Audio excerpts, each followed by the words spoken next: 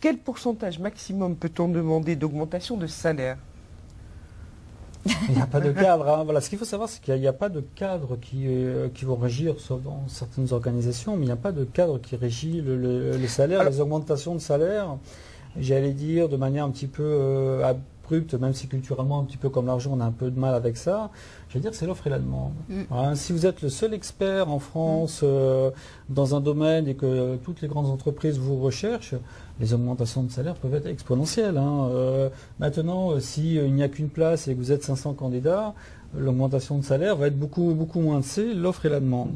Mais si je suis déjà en poste, alors quelque part derrière cette question, il y a qu'est-ce qui peut justifier, comment nourrir une demande d'augmentation de salaire en fait. Oui, et derrière la question, c'est intéressant parce que beaucoup de jeunes générations sont un peu parfois je trouve un peu dans le monde de Candy, c'est-à-dire ils se posent des questions en se disant finalement quel est le salaire maximum que je peux demander. Ok, la première question à se poser, c'est quels étaient les objectifs que j'avais à atteindre, quels étaient les résultats sur lesquels on m'attendait cette année, et finalement par rapport aux objectifs qui m'avaient été fixés, aux résultats que j'avais à atteindre, où est-ce que j'en suis? Est-ce que j'ai été assez bon dans mon job? Est-ce que finalement j'ai atteint ce qu'on m'avait demandé d'atteindre? Voire est-ce que j'ai surperformé?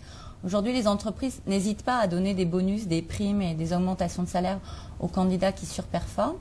Ou est-ce que j'attends simplement d'avoir naturellement, parce que j'ai été présente de 9h à 17h tous les jours, une augmentation de salaire?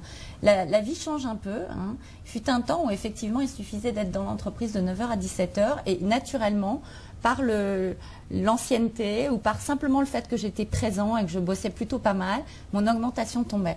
La période a un peu évolué et on va dire que naturellement, vous pouvez demander très facilement une augmentation lorsque vous avez prouvé que vous avez vraiment apporté un plus à l'entreprise, quel que soit votre job. Vous pouvez être assistante quel que soit, est-ce que vous avez été proposé, initié, fait preuve d'initiative et l'employeur qui est en face de vous le reconnaîtra suffisamment bien. Donc ça veut dire qu'il faut faire quand même tout au long de l'année quelque part son propre reporting. Un petit peu, oui.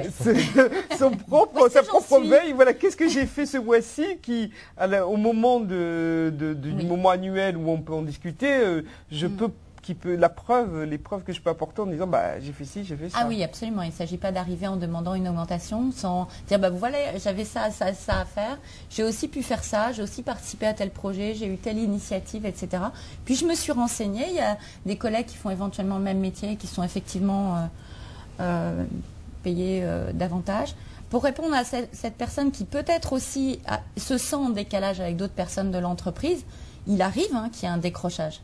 C'est-à-dire il arrive qu'il y ait des personnes qui n'aient pas demandé depuis 10 ans, par exemple.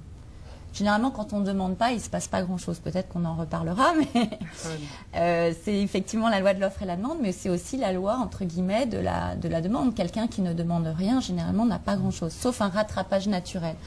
Là, la recommandation qu'on lui fera, c'est effectivement de se dire, ça fait 10 ans que je n'ai pas demandé, est-ce qu'il y a un décrochage très important? Auquel cas, il peut demander l'équivalent du décrochage. C'est rare, mais... Ça arrive. Je connais des cas où le décrochage est vraiment très fort, mais le rattrapage n'est jamais aussi fort que le décrochage. D'où ma recommandation de régulièrement revenir sur le sujet, à condition d'être juste. Et j'allais dire même de ne pas nécessairement attendre l'entretien d'évaluation de fin d'année pour faire un inventaire. On le fait bien sûr, mais tout au long de l'année, lorsqu'on a accompli des choses qui des fois vont au-delà d'ailleurs de la fonction ou une résolution d'un problème dans lequel on a développé des qualités, des compétences qui n'étaient pas nécessaires initialement. Je veux dire, c'est se vendre tout au long de l'année de telle sorte que lorsque on met le sujet sur la table, ce ne soit pas l'effet de surprise par rapport au hiérarchique. Et à l'inverse, peut-être qu'il faudrait éviter de tomber dans le piège de tout monnayer.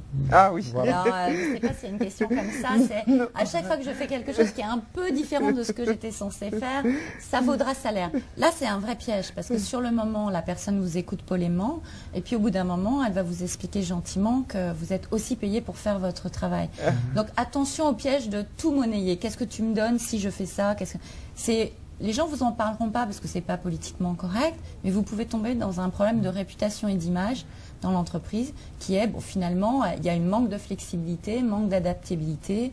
À chaque fois qu'on lui demande quelque chose, elle veut le monnayer et c'est contre-productif. Donc, faire très attention à son image.